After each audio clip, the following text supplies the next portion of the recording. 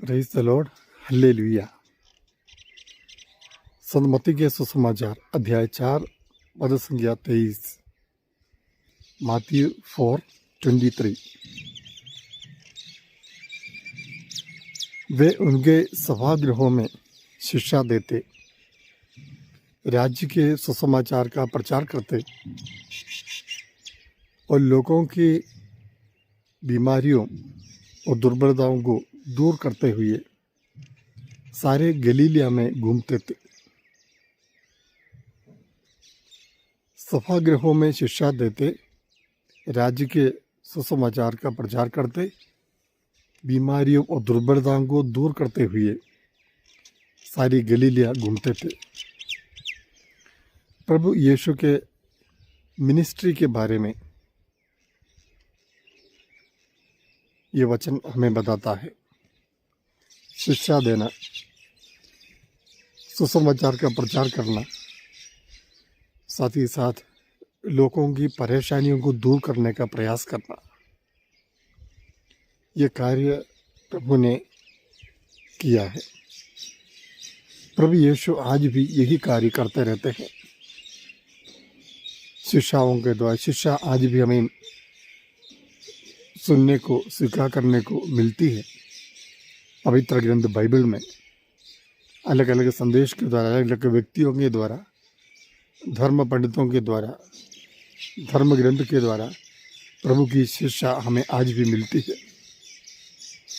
राज्य के सुसमाचार का प्रचार, कौन सा राज्य? ये राज्य इस दुनिया का राज्य नहीं, ये परमेश्वर का राज्य, जिसकी स्थापना मनुष्य के हृदयों में होती है। राज्य का प्रचार करने का एक मतलब यह है, उस राज्य के बारे में लोगों को अवगत कराना जिसे पिता परमेश्वर ने हमारे लिए तैयार किया है। स्वर्ग राज्य, स्वर्ग के बारे में, उस अनंत जीवन के बारे में, जिससे मृत्यु के बाद हमारी आत्मा उस अनंत जीवन को पाने वाला है। यह उस राज्य के विषय में प्रचार करना बहुत जरूरी है। आजकल हम देखते हैं लोग इस प्रकार का जीवन बिताते हैं मानो कि उनकी मृत्यु उनकी अंत है। लेकिन बाइबल के अनुसार, प्रभु की शिक्षा के अनुसार, मनुष्य की मृत्यु के बाद एक जीवन है, वो अनंत जीवन है, जिसके लिए, जिसको प्राप्त करने के लिए, जहाँ तक पहुँचने के लिए मुझे और आपको प्रयास करना चाहिए।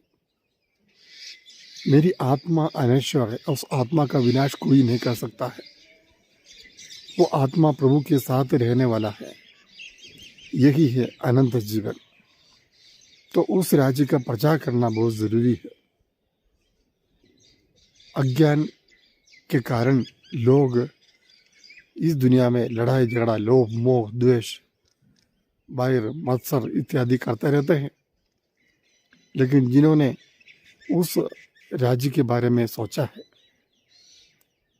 जिनके मन में उसके विषय में एक जानकारी है, एक कल्पना है, वो कभी ही इस दुनिया के छोटी मोटी बातों के लिए लड़ते, घूमते, भटकते नहीं रहेंगे। प्रभु यीशु भी यही सिखाने के लिए आया था, और उसके बाद उन्होंने सारी बीमारियों, दुर्बलताओं को दूर करने का प्रयास किया। दुर्बलताओं को दूर करने वाला, बीमारियों को दूर करने वाला प्रभु यीशु है। उन्हें सारी शक्तियों पर अधिकार है, सारी बीमारियों पर अधिकार है, सब प्रकार की कमजोरियों, दुर्बलताओं पर उनका अधिकार है, क्योंकि वो ईश्वर का पुत्र है। परमेश्वर ने उसे दुनिया में भेजा है। उनका जन्म किसी रक्त मांस से नहीं हुआ है, बल्कि पवित्र आत्मा से हुआ है। इसलिए उन्हें पूरा अधिकार है। वो अनादि से परमेश्वर के साथ विद्यमान था और अनंत काल तक वो विद्यमान रहेगा।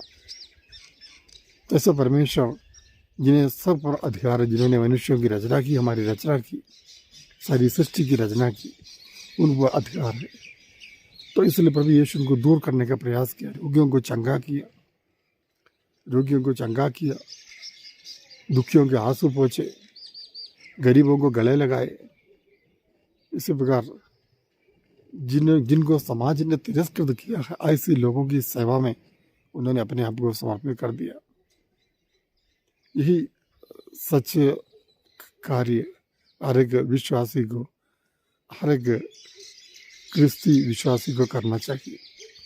दूसरों का दुख दूर करने का प्रयास करना चाहिए, दूसरों को शिक्षा देना चाहिए, सुसमाचार के विषय में, उस राज्य के विषय में लोगों को बताना चाहिए और हो सके उतनी मदद विशेषकर गौर, गरीब, दलित इत्यादियों की हमें करनी चाहिए। ये एक अपेक्षा ईश्वर हमसे रखते हैं। हम प्रयास करें, कोशिश करें, प्रार्थना करें। परमेश्वर आज के इस वचन के लिए हम आपको धन्यवाद देते हैं प्रभु। हमारा दायित्व कितना बड़ा है हम जानते हैं। प्रभु यीशु आपने हमें मार्ग दिखाया, क्योंकि तू ही मार्ग, सत्य, जीवन है। उसी मार्ग पर चलने के लिए हम सबको विशेष कृपा प्रदान कीजिए प्रभु। आमीन। सर्वशक्तिमान ईश्वर पिता और पुत्र और पवित्र आत्मा आपको आशीर्वाद प्रदान करे। आमीन।